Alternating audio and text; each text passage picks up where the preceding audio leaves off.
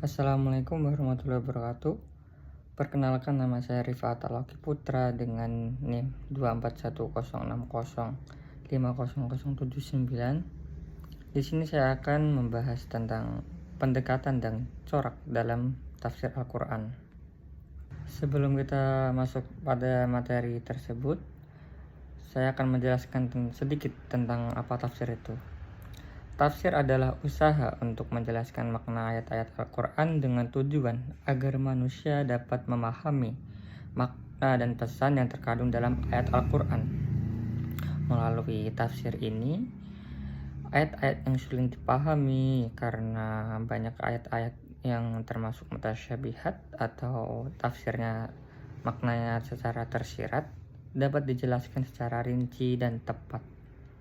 Pendekatan dalam tafsir Al-Quran sendiri ada beberapa bagian. Yang pertama ada tafsir bil ma'sur atau pendekatan melalui riwayat. Tafsir bil ma'sur adalah metode penafsiran dengan berlandaskan pada riwayat. Al-Quran ditafsirkan dengan ayat Al-Quran yang lain. Al-Quran juga dijelaskan dalam hadis Nabi SAW. Al-Quran juga dijelaskan berdasarkan pemahaman dari para sahabat dan para tabi'in.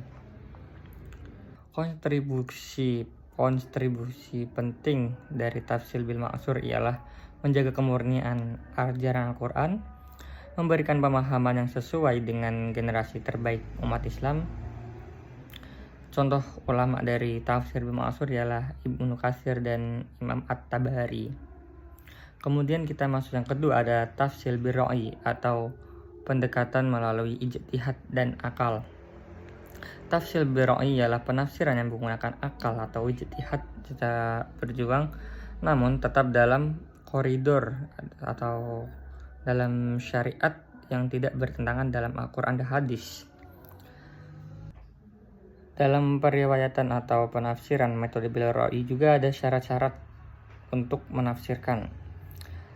Yang pertama ada menguasai bahasa Arab secara mendalam. Yang kedua memahami tentang ilmu-ilmu tafsir dan ilmu ulumul Quran. Yang ketiga ada memahami hadis dan fikih. Yang keempat memahami isi Al-Quran secara menyeluruh dan mendalam. Yang kelima ada memiliki akidah yang lurus dan niat yang ikhlas. Pun batasan-batasan tafsir bil ra'yi ialah tidak boleh bertentangan dengan tafsir bil ma'sur. Dan kedua, tidak boleh bertentangan dalam akidah Islam. Yang ketiga, tidak boleh menafsirkan ayat secara logika atau mengarang dari maknanya tersebut. Yang terakhir ada tidak boleh menafsirkan ayat mutasyabihat secara tidak pasti tanpa dalil yang jelas. Contoh ulama yang menggunakan tafsir bil ra'yi ada Imam Ar-Razi dan Muhammad Abduh. Kemudian yang ketiga ada tafsir fiqhi atau pendekatan melalui hukum. Tafsir fiqhi sendiri ialah penafsiran Al-Quran dengan fokus pada ayat-ayat yang berlandaskan atau berdasarkan dengan hukum seperti zakat, wakaf, waris, pernikahan, jual beli, dan lain-lain. Ciri tafsir dari tafsir fiqhi sendiri ialah menggali hukum syariat dari ayat-ayat Al-Quran yang biasanya berkaitan dengan mazhab-mazhab fikih tertentu. Contoh ulama yang menggunakan tafsir fiqhi ialah Al-Jassas atau mazhab Imam Hanafi. Yang kedua ada Al-Qurtubi atau mazhab Maliki.